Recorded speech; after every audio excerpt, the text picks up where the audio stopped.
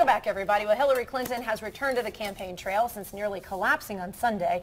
She's also releasing more medical records, and her doctor says, quote, she is fit to serve and in excellent mental condition, end quote. We're also getting a first look at Donald Trump's medical records after his appearance on Dr. Oz. So his latest screenings show that he is a bit overweight, and he's also on cholesterol medication. I've got to say, as a doctor, if he was my patient, they're good for a man of his age. I feel as good today as I did when I was 30. I bet he does. Well, all these reports telling enough about the health of our presidential candidates. Joining us now to discuss, we welcome our medical contributor, Dr. Ali Kazraian. Thank you so much for joining us today. Good to be here. Very interesting, because you hear a lot about that candidates should release their tax records, and now the conversation has shifted to candidates should release all of their health records as well. What are your thoughts on what should be public knowledge when selecting someone who would be the most powerful person on the planet? For me, this is both interesting and entertaining to see how the media is putting this information out there and how the public takes it in, because classically and typically your medical information is incredibly private. And for us in the medical world, there's a lot of legal implication in terms of how medical information is put out there. You know, there's this thing called HIPAA. If we text, if we talk, if we share any kind of medical information, there are a lot of legal ramifications in terms of how that information is shared. So it's very interesting how the fact that people don't very openly and transparently share the medical information is now looked at very negatively. And the fact that how they share it is made open to interpretation of the content of that medical information.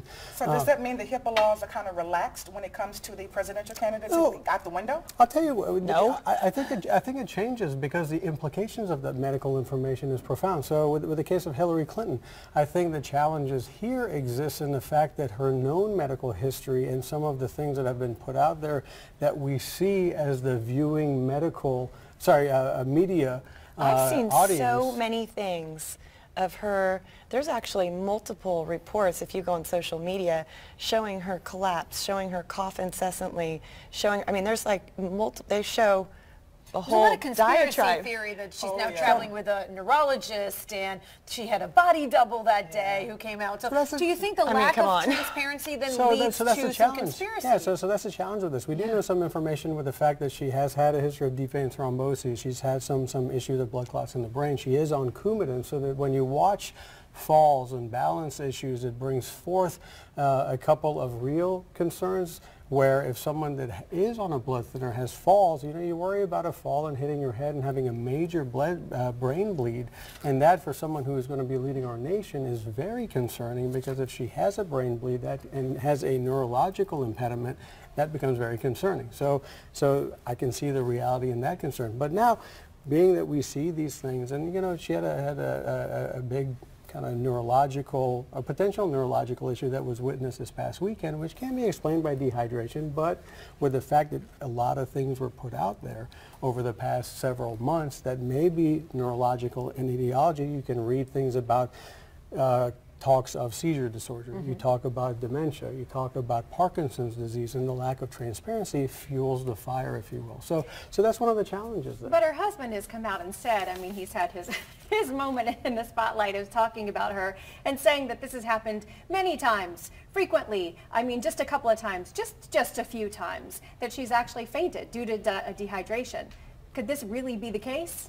Well, dehydration can be an issue, and again, one of the things that you But over and over. I mean, you said it had to happen. Well, one of the other things in the medical report was that she also has low blood pressure, unusually low blood pressure, and that can also lead to fainting spells as well. Those can happen, but again, it's concerning if you are the viewing public and then you're not getting information. Again, that can fuel the fire. And again, as a medical professional, I have no information in terms of her actual medical reports. For me, as someone to come here and fuel the fire and say things, it's medically irresponsible for me to do that, So I believe that as a viewing audience, we need to be skeptical of all the information we get, and as a medical professional, for us to comment, we have to have all the information and correct information before we make very absolute commentary because there are implications for what we say. But as a voting member of the American populace, you have to take this information because some of these things that may happen for someone who's on blood thinners that may have falls, you know, that is important information because that is profound. So we talked about Hillary. We've got to give equal time to Donald Trump coming out and saying that he's a little overweight and he's on some cholesterol medication. Are those areas of concern as well? As you mentioned, becoming in this position, for a leader in this position. They can be. You know, the one thing I find interesting is no one was talking about anyone's health, and now everyone is talking about their everyone's health. You know, so I think that's fairly interesting from that aspect of things. I think the points to take home from this aspect of things, he is probably going to start talking more and more about his health and then the veracity. I think the thing to take home from this, I wish them both well. I hope they both make implications of healthy choices. Improved health. Improved health from that standpoint. I think, you know, someone being overweight is not necessarily a good thing, but hopefully this opens up a transparency that's true, not a falsified transparency that is for perceived value. But again, these are people's medical history, and we have created in this electoral cycle one that I unfortunately believe creates a vein of mistrust that I hope we move away from. But I think as a medical professional, I hope other medical professionals that make commentary in the media, we hold our comments to truths that are based on fact and medical information and not hearsay. Well, speaking of medical information, we want to move on to there's some new research about statins. Statins are a class of drug used to reduce cholesterol, specifically that bad cholesterol called LDL, or low-density lipoprotein within the body. Well, Major Review has recently found that the benefits provided by the drug and lives saved have been underestimated and the harms exaggerated. So, Dr. Ali, what does this mean for people taking statins? Now, it's a better thing than we thought. It's good news. Good news. All right. Next, moving on. You don't hear that too often. Yeah, exactly. Thank you very much. How did it get to have such a bad reputation? I didn't even know what they were. So statins are a wonderful drug that historically was, Lipitor was a medication along with aspirin, which studies have shown actually saved lives. You know, cholesterol, your good cholesterol is HDL, which if you have a high level of that is good to have. And then you have the bad cholesterol, LDL, which if that is high is not good. Is bad plaques in your vessels, so it increases the risk of heart attacks, strokes, and things of that nature. So when your bad cholesterol is high, doctors would put you on a medicine to bring it down. Statins happen to be that. Over the recent past, studies had come out that, and people were complaining of side effects such as muscle pain. And I was about to say, what are these exaggerated side effects? So people would have muscle aches, liver function tests would go up.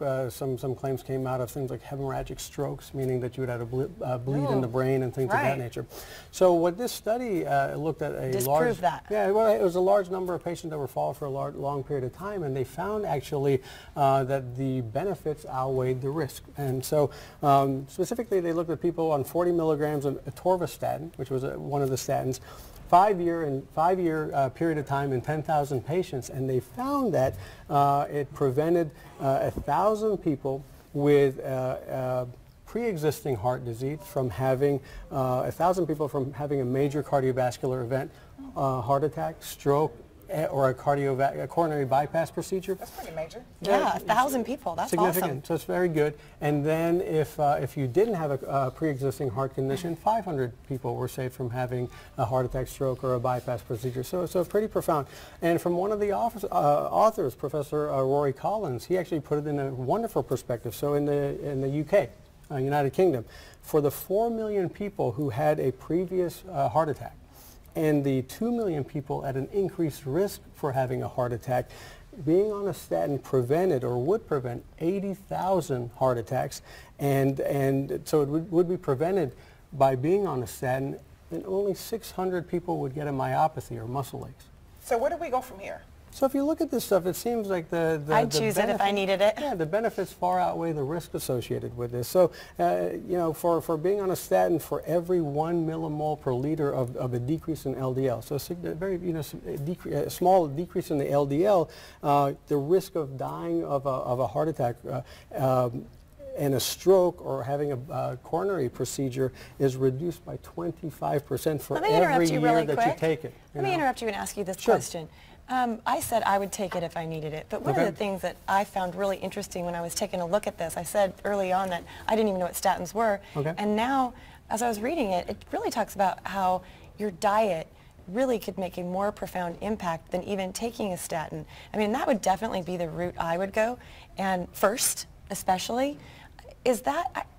How do doctors influence that kind of stuff? I mean, is your job just to prescribe the medicine? Everyone starts with that. So the recommendation is generally for everyone who is at an increased risk for a cardiovascular event is a healthy diet, regular exercise, stopping smoking, and decreasing your alcohol intake. And that goes without say for people who are on statins. For a lot of people, even if you are on doing those things, it may not be enough. And for a significant amount of the population, they may have familial hypercholesterolemia, so you have an increased risk of having issues with regards to significant risk of cardiovascular disease, even if you're doing all of those things. Well, we have, before we go, we have some very interesting information to give everybody for men diagnosed with early stage prostate cancer. Prostate Cancer Awareness Month. Yep, and you September.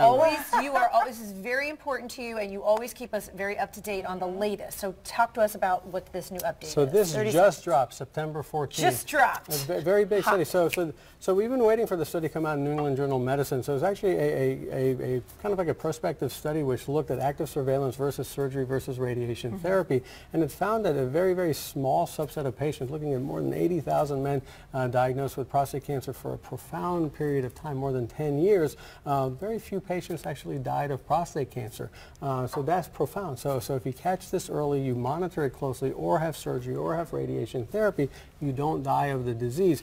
And then secondarily, of the people who underwent active surveillance, about half of them eventually fell out and needed treatment. However, those people actually did not die of their disease. They may have had more metastasis, they may have had more recurrences, and they had a little bit more progression of their disease, but they could get treatment in terms of surgery and radiation therapy. So it's one of those things where it opened the door in terms of the fact that we can do studies like this. And the other thing is, if you have prostate cancer, getting screened, getting monitored, getting the idea of that not everyone necessarily needs treatment is something that we can entertain. And you can do active surveillance, and you can get treatment at the right time, and you don't necessarily die of the disease, is a profound thing to think about. Praise God. Good news. You've been very positive this show. We appreciate that. All right, so you're going to have even more information about this research on your weekend radio show, The Conversation, Saturdays on WOKV from 5 to 6. But we are not quite done with Dr. Kazraian. When we come back, we're going to be talking about Sickle Cell Awareness Month. So stay with us. We'll be right back.